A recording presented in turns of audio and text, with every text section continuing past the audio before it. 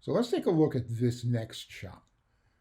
Now, clearly, this is kind of your typical Game of Thrones blue tinted. There's a great bit of footage that looks like this throughout the show, gives it a cold feel.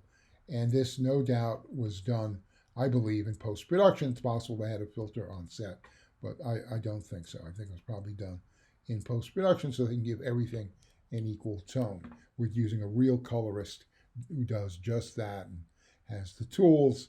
This is a great shot to be able to demonstrate the power and how the colors are adjusted. So here we have this bluish shot, and we look at the scope. And there's a little more blue, less red, green's kind of in the middle. So obviously, first thing we want to do is add more red. So let's do that by clicking in the middle, right? The middle are the mid-tones, the general area, and as you go up the line, brighter, down the line, the darkest. So I'm going to raise that by moving it up to that corner. And really, I'm looking at the scope more than anything else. I'm going to raise it up to about there. And I'm even going to add a little bit more green. I want them to be about the same. And I'm kind of looking at this point, which I think might be this white horse's head here. What happens? Yeah, it looks like it's going up and down. That's that white horse's head over there. Kind of fun sometimes to decide what's what here. But anyway, let's go back a little bit. Okay, I have that. And in the blue, I'm going to bring the blue down, take it away, take the value away, going down to this corner here. I'm going to bring that back down a little bit to change that, to take some of the blue out. And I think there's a little too much green still. So I'm going to play with that, drag that back a little bit, kind of like that looks a little more realistic to me. I'm going to pop this up. You can also use, if it's little increments, and again, you should always do this in tiny increments. You can press the arrow to go up a little bit there. I'm going to even make the whole master gain on everything a little bit greater, trying to naturalize this.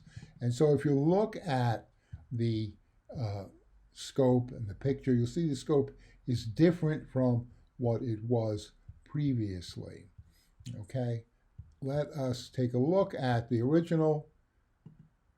Wow. Wow. So we were able to, by resetting the ratio of red, green, and blue, to make it a more naturalistic picture. Okay, now I don't know if you'll be in that. Actually, this kind of blue is if when you white balance wrong, you'll sometimes get blue video. So here you go. Here's the trick how to fix it up so you don't fail the course. There's the power of the color corrector right there. I mean, how you can adjust imagery. And let's just do one more. Let's go to this shot. Very dark, and that's the way they wanted it. But again, I think, these were clips downloaded, uploaded to YouTube, downloaded from YouTube. I made them even a little smaller to bring them in here. So it's been compressed a lot. So this probably deserves a little more brightness than it has. Again, I always start in the middle so I can see. Look at the detail I've brought up. And you see here at the scope how very little light there is, but that's what they want. But you always have to keep in mind the blacks. You can't lose the blacks. It makes it rich. So having this all the way at the bottom, dragging it over a bit. I'm going to bring this back up a little more.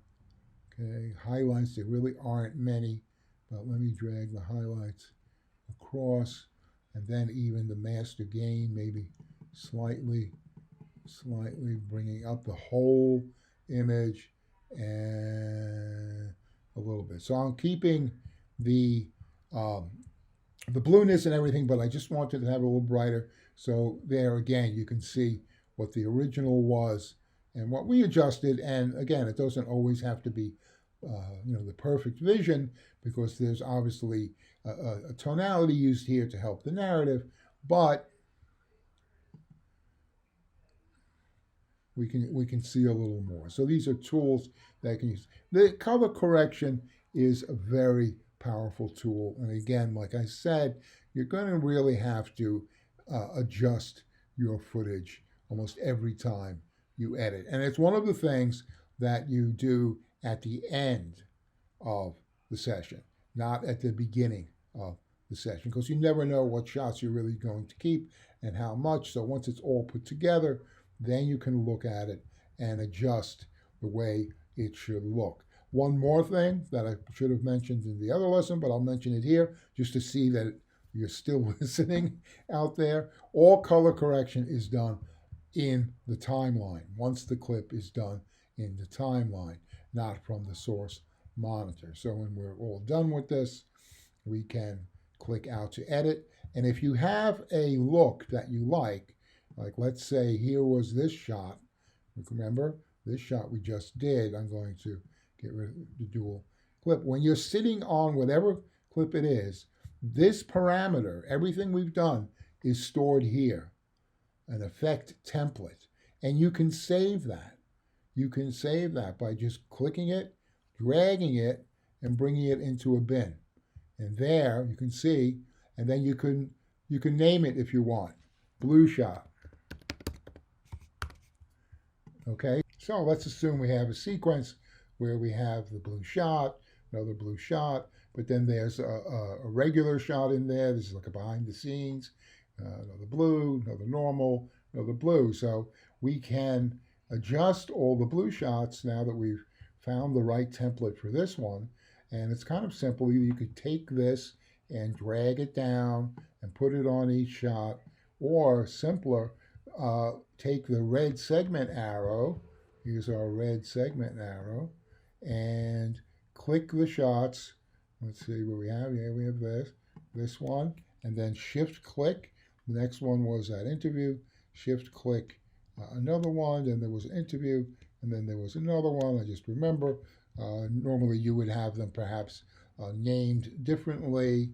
So all you have to do is kind of go through, shift click the shots to be adjusted, so you can grab and kind of leapfrog around the good shots, and then double click blue, and you'll see it added it to each shot. Let's take a look.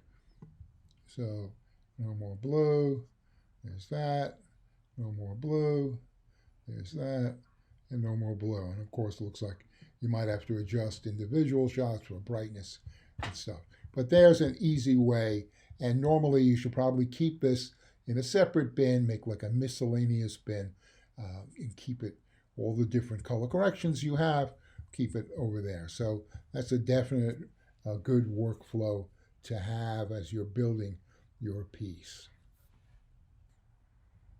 So to recap quickly, you're in edit, you want to go to color. Once you're in color, go to curves, look at your shot, select the scope. I select RGB because you can always have the normal waveform there anyway, right? The 0 to 100.